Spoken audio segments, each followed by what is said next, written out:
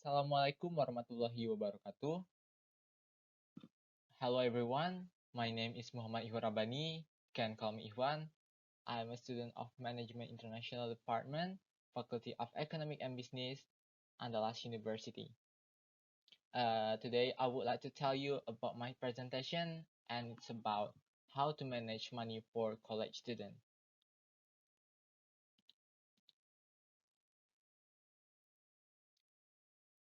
Money management and purpose. Money management is generally a fund management activity in daily life carried out by an individual or group that has the aim of obtaining financial welfare. In achieving this welfare, good financial management is needed so that money can be used according to needs and not squandered. To be able to implement a good financial management process, it takes financial responsibility to carry out the process of managing finance and other assets in a way that is considered positive. Students are one of the components of society that are quite large in number and will have a great influence in the economy. College is the first time for most students to manage finance independently without full supervision from parents, and it is during this time that students usually spend their money on useless interest, so many students are too wasteful in using their money.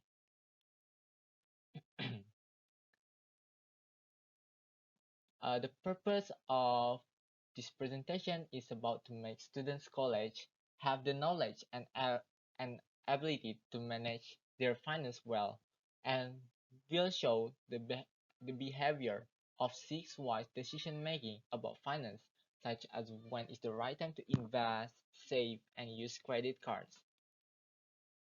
And there are six important points for students in managing finance, which will be explained in this presentation. The first one is distinguish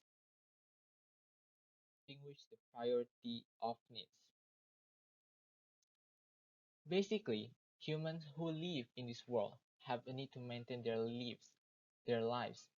Human needs are basically nothing exactly the same. The needs are the elderly, adults, adolescents, and children are certainly different, especially students who begin to be independent in doing things and fulfilling their needs. Therefore, humans always strive to meet the needs of their lives and never end. These, di- these diverse human needs, according to their intensity, are divided into three kinds: primary, secondary, and tertiary needs. By knowing this, we can divide by three divisions, namely important needs, such as the food money, then there are the needs that will come, the needs that are planned and will come when the time comes, such as paying the boarding money, and lastly, unimportant needs or just sheer desires. If we divide the priority of needs, this will greatly help us in managing finance. Second is record expense.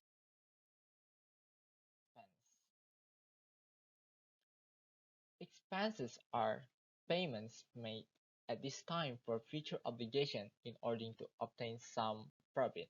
A lot of groupings of types of expenses depending on the context and point of view.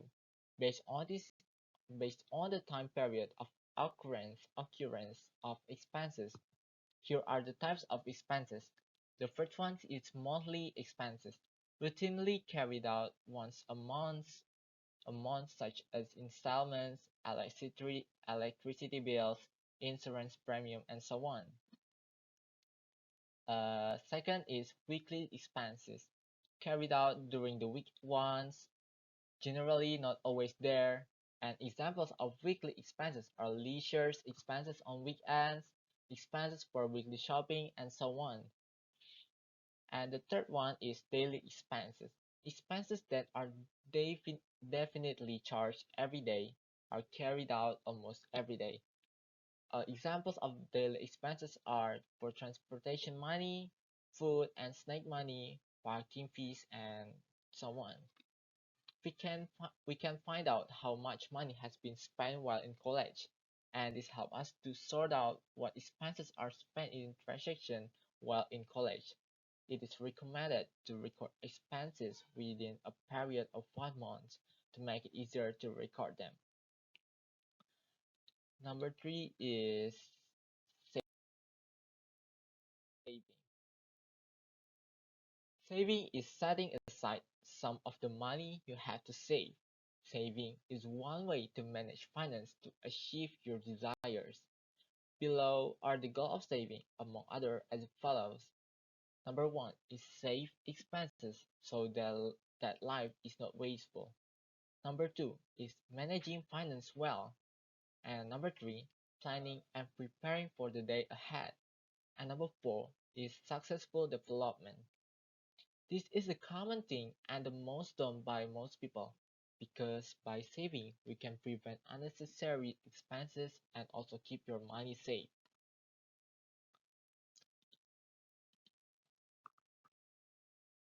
Number four is using the concept of 50-20-30 rule. The concept is in initiate, initiated by Elizabeth Warren, an economics academic at Harvard University, and can be your alternative to managing finance well, namely by dividing finance into 50% for important needs, 20% for saving, and 30% for desires. This concept will really help you in managing finance efficiently. Number five is broad provision and food supply. Provision are food supplies that are brought on the way. Bringing provision from home will help you to reduce expenses that will occur. So you will save money on using your money.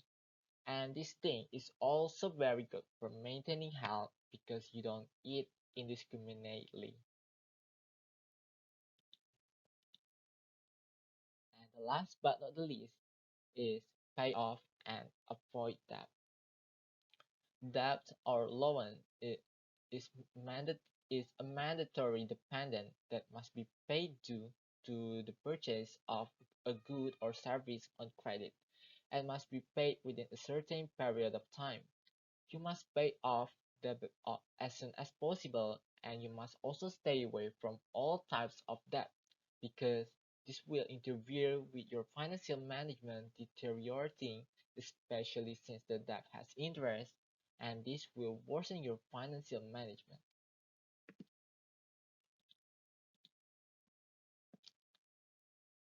Conclusion. In this time like today, the ability to manage good finance is very necessary. In other words, students who choose to study while working are also required to be good at practicing how to manage finance. The role of family and formal education in the schools is very important in adding insight and financial knowledge. The first way to manage finance starts with recording a budget for the next month of the income received by determining a list of priorities, and this list assists students in managing finance effectively. By making a list of priorities, the allocation and expenditure of funds become more organized. In addition to helping with how to manage finance, this list will be a reminder that priority needs must be met first and then can be allocated to secondary and tertiary needs. Financial management itself has a positive impact on students by having financial management healthier and most prosperous living conditions will be easier to achieve, make students more affluent, healthy, and prosperous through good financial management and planning.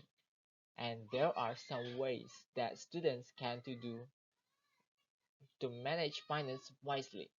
By managing finance, students can minimize consumptive behavior and can become a provision for student life in the future.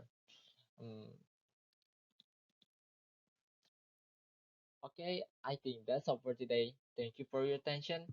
Assalamualaikum warahmatullahi wabarakatuh.